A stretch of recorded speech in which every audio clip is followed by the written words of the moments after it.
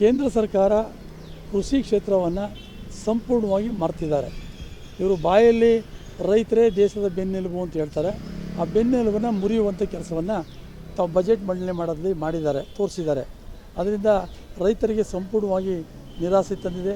ರೈತರಿಗೆ ಬೇಕಾದಂಥ MSP ಖಾತ್ರಿ ಕಾನೂನಾಗಲಿ ಅಥವಾ ಸಾಲ ಮನ್ನಾ ಆಗಲಿ ಅಥವಾ ಸಾಲದ ಪ್ಯಾಟ್ರನ್ ಸಿಸ್ಟಮನ್ನು ಬದಲಾವಣೆ ಮಾಡಬೇಕು ಅಂತಿದ್ದು ಅದಾಗಲಿ ಯಾವುದೇ ಥರನಾದಂಥ ಒಂದು ಪ್ರಸ್ತಾಪವನ್ನು ಮಾಡಿಲ್ಲ. ಖಂಡಿತವಾಗಲೂ ಕೂಡ ರೈತರಿಗೆ ನಿರಾಸದಾಯಕ ಬಜೆಟ್, ರೈತರನ್ನು ನಿರ್ಲಕ್ಷ್ಯ ಮಾಡಿದ್ದಾರೆ ಈ ಸರ್ಕಾರ ಅಂತಕ್ಕಂಥ ಮಾತನ್ನು ಹೇಳಲಿಕ್ಕೆ ಬಯಸ್ತೇನೆ. ನಿರ್ಮಲಾ ಸೀತಾರಾಮನ್ ಅವರು ರಾಜ್ಯದ ಪ್ರತಿನಿಧಿಯಾಗಿದ್ದಾರೆ. ರಾಜ್ಯಕ್ಕೆ ಏನಾದರೂ ಕೊಡುಗೆ ಕೊಡ್ತಾ ಅಂತ ತಿಳ್ಕೊಂಡಿದ್ದು, ರಾಜ್ಯಕ್ಕೂ ಏನೂ ಕೊಡುಗೆ ಕೊಟ್ಟಿಲ್ಲ, ದೇಶದ ರೈತರಿಗೂ ಏನೂ ಕೊಡುಗೆ ಕೊಟ್ಟಿಲ್ಲ.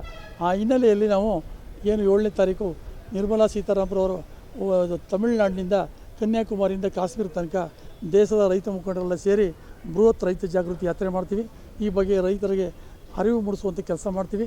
ದೇಶಾದ್ಯಂತ ರೈತರಿಂದ ಸಹಿ ಸಂಗ್ರಹ ಮಾಡಿ BJP ಸರ್ಕಾರದವರು ಏನು ರೈತ ವಿರೋಧಿ ಧೋರಣೆ ತೋರ್ತಾ ಇದ್ದಾರೆ ಅದರ ವಿರುದ್ಧವಾಗಿ ರೈತರನ್ನು ಸಂಘಟನೆ ಮಾಡಿ ಮಾರ್ಚ್ 19ನೇ ತಾರೀಕು ದೆಹಲಿಯಲ್ಲಿ ದೊಡ್ಡ ಒಂದು ರೈತ ಸಮಾವೇಶವನ್ನು ಮಾಡಲಿಕ್ಕೆ ತೀರ್ಮಾನ ಮಾಡ್ತೀವಿ.